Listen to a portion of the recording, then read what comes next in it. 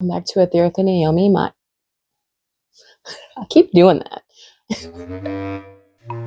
Welcome back to Master Manifestor Lessons. My name is Naomi. I help people shift their mindset around money and themselves so they can manifest their dream lives. And today's topic is going to be covering risk versus reward, everything that you need to know about taking a risk. Also, I got a new phone because the last one I couldn't plug my charger into it, so I couldn't plug my microphones into it to even record on it. So I got a Samsung after being an Apple girly for like a long time, or Apple them for a long time. I was an Apple them for a long time, and I'm still getting used to the Samsung, but the camera's really great on it. So we'll see. I even got like a new microphone. So anywho, where my script at? Damn, this font is small. Let's talk about Bill Gates. We know him as the genius behind Microsoft. But did you know Gates attended one of the only high schools in the 1970s with a computer terminal? I'm going to put some 1970s tech in there, some computers. This is like scratching my chin. I have to read my script. Still got an iPad, no iPhone. Can't FaceTime. I guess I can FaceTime on this though. Yeah, okay. In 1968, Lakeside School in Seattle brought a computer terminal, something no other school around had. They gave Gates thousands of hours of early access to a computer long before most adults had even one. Was he smart? Absolutely. Did he work hard? No. No question. But was he lucky to be born in that exact time, in that exact city, and going to that exact high school? Yes. Without a doubt. Totally. Totally righteous. Like, totally freaking me out. I mean, right on. Because tours are number one. Okay. That was a brain on moment that I had. Was I gay for, you know what I'm talking about. You know, I forgot her name, but you know what I'm talking about. Yes, I was. You know, with the hair and the you know what I'm talking about. And my boyfriend's sleeping in the other room. We're poly, it's fine. Bill Gates became one of the richest men alive, trillionaire. Did you also know that one of his friends, I forgot the guy's name, I'll look it up somewhere. One of his friends that was also working on this project with him and the other founder of Microsoft, forgot his name too. Their third friend was working on the computers just as adamantly as they were. They were working on the programs, they were understanding the coding language and everything. They were on that shit. They were into that shit. That was their shit. Their third friend ended up going on a hiking thing, and he had a mountaineering accident. I don't know if I said that right. He had an accident on the mountain, so unfortunately his life got cut short, and that was in the psychology of money. That accident was equated to risk, and Bill Gates' life and his other friend's life was equated to luck, which I guess we're equated to reward. That sounds bad.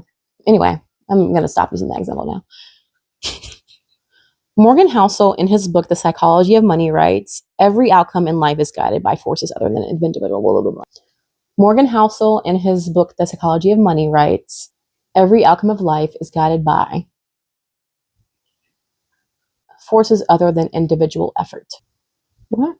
To be clear, luck is not equivalent to laziness, just like risk is not equivalent to recklessness. Recklessness? Yeah, that's right. Luck is being born in a stable country. Luck is having supportive parents. Luck is your health. Risk? That's being born into war. Risk is launching a great business during a recession. Risk is losing your job to a pandemic you couldn't predict. The truth is, success is not always a skill. And failure is not always your fault. Why did I look into it and just like a velociraptor? I just want to take a moment because I think I look cute. My little French nails and my glasses, my little jewelry, like a little crystal jewelry, and my hair and my lips look good. I feel good. You can't really tell, but I got like a good gay chain going. But yeah, it's just a moment, and I just wanted to bask in that moment. And so now that you have an idea of what risk and reward is, let's go over some actual definitions. Risk, the potential to lose something valuable, i.e., money, time, energy, and reputation. Reward, the potential to gain something valuable, i.e., profit, growth, success, or personal satisfaction. Now that you have the basic understanding of risk versus reward, let's get into a calculated risk versus a reckless risk. Me flirting with somebody that I shouldn't be flirting with. A calculated risk is something that involves research, strategy, and preparation. You don't just go into it without any knowledge about what you're getting into. These typically have a higher chance of reward. And on the opposite end of the spectrum, a reckless risk is acting without thought. There's a higher chance of failure, and that's why people don't be doing them. Why is risk inevitable? People don't like staying where they are. They don't like being stuck. They don't like feeling like they're not moving forward and they're just stagnant. So if you don't take any risks, you will stay exactly where you are. You will live exactly where you've always lived. You will drive exactly what you've always driven. You will work exactly where you always worked. You will see the same people you always see at work, and you know when you see them. You will experience the same things you've always experienced. And I know if you're watching this, I know that you're here because you want to experience more. You want to do more. You want to put something out there that's going to give you more. So to achieve that, you have to take risk. Now, I'm not saying, no, calculated risks, not reckless risks. Every success story involves some level of risk. No risk, no reward. The thing about risk is that it teaches you resiliency and adaptability. So if you never take any risk, then you're always going to be in a state of fear, of missing out, of never doing enough, of never doing the thing. You're not going to have any confidence in yourself. And so why not just do the thing? Why not just have 30 seconds of insane bravery? I forgot what that quote is from. It's from a movie. Why not just give yourself 30 seconds? Okay, you're okay here. I have a fountain behind me. That's why you hear water. I'm not just tinkling. Not that anybody thought that I was, but you never know. This is a YouTube disclaimer. Anyway, 30 seconds of insane bravery could forever change your life. It could give you that investor that you've been looking to get. You could go talk to that person that could open up your mind and change your world forever in the best possible ways, and introduce you to other people that can equally change your life in equally great ways. It could get you a job. It could get you a job that you otherwise wouldn't have had access to. It could get you a trip to a country you've never been to. And then that would change your perspective about life and your philosophies and just your overall frame of mind around your existence. And that could open up your world in so many other ways. My point is, if you don't ever put yourself out there, you're never going to know who you could become or who you truly are on the inside. It's not cheesy. That was cheesy, right? That was really cheesy. The cheese. Since reading The Psychology of Money, I'm kind of a firm believer that there's no such thing as luck, it's just timing. And I believe in divine timing. I believe that things happen for a reason at the exact time that they're supposed to. I believe that I'm at the job that I am right now for specific reasons. I believe that I'm meeting the specific people that I'm meeting for specific reasons. I believe that I'm coming into this information about money, mindset, and manifestation for specific reasons at this exact time. I'm exactly where I need to be, and I'm okay with that. Now I'm going to give you a relatable example. I said it's like that because I've been saying this for like 5 to 10 minutes. I've been saying this for like 2 minutes straight, and I can't get it out. Imagine 2 investors. Both follow the same path. Both follow the same strategy. Both invest in the same companies. But one starts in 2011, just after the financial crash, and the other starts in 2007, just before it. The 2011 investor makes millions. The 2007 investor loses everything. Same playbook, different timings. One got lucky, one got hit by risk.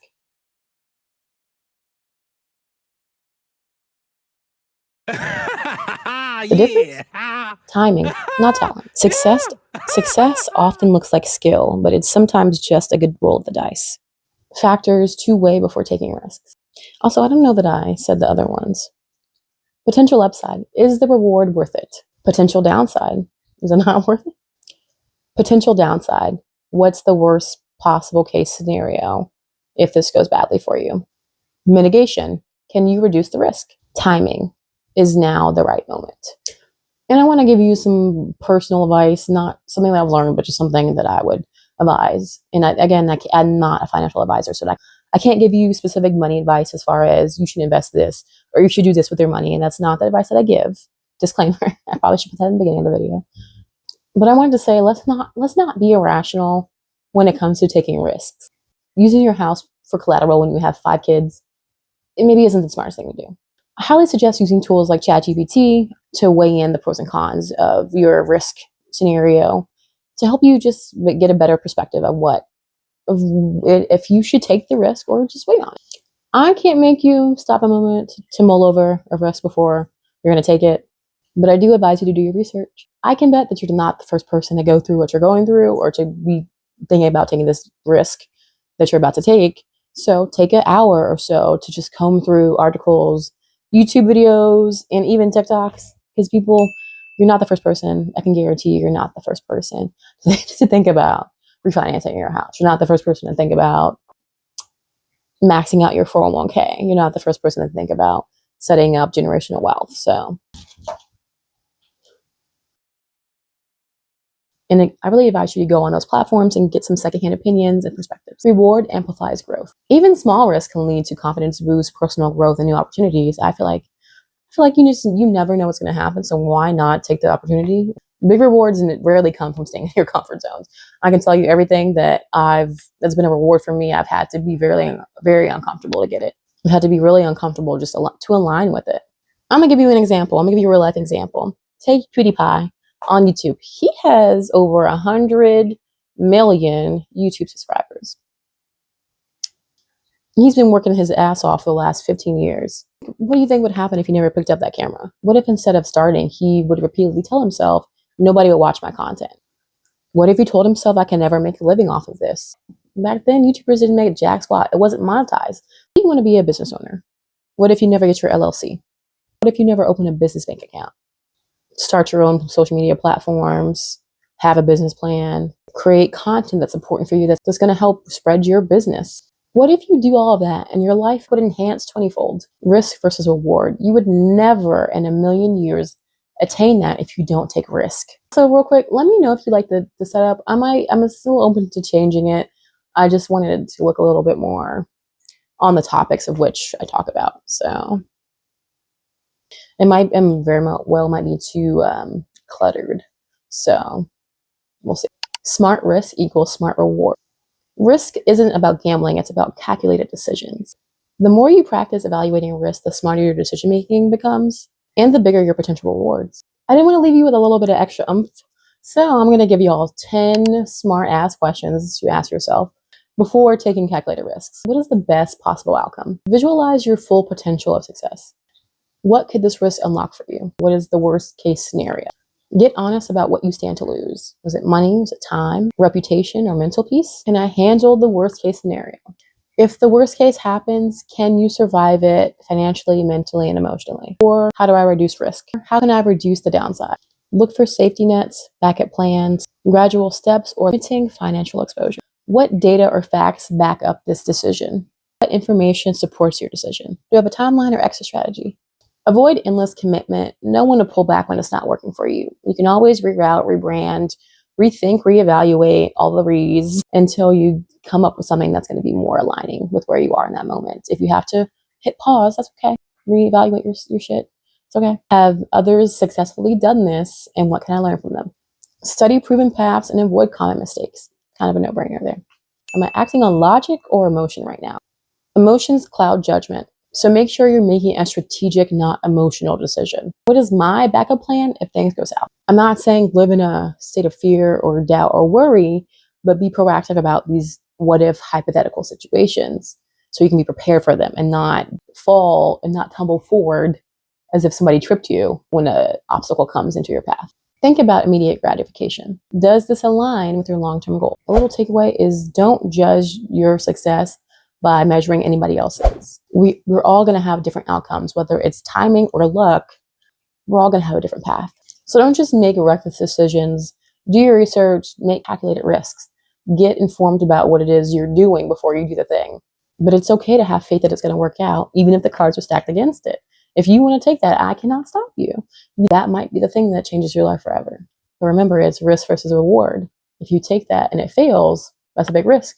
If you take that risk and it does great for you, that's a big ass reward. And if you take no decision at all, you might very well regret your decision. So don't let failure define your worth. You might have just hit risk head on. It happens. But in those moments, take a second to be proud of yourself for taking the risk in the first place, for doing the scary thing in the first place, because not everybody does that. And the people that actually get what they want out of life take risks.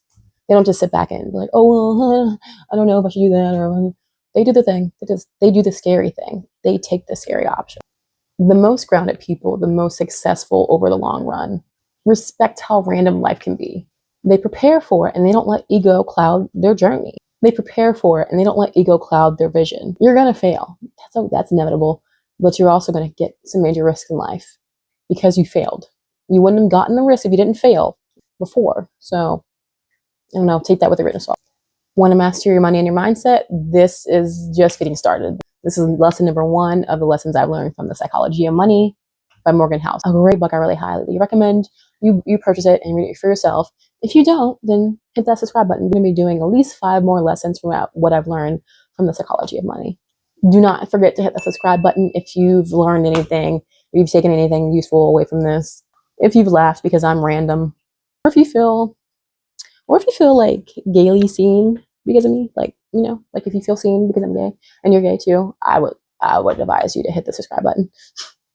Comment below what's one risk that you've taken in your life that panned out perfectly for you and better than you ever imagined. All right, y'all. See y'all next time.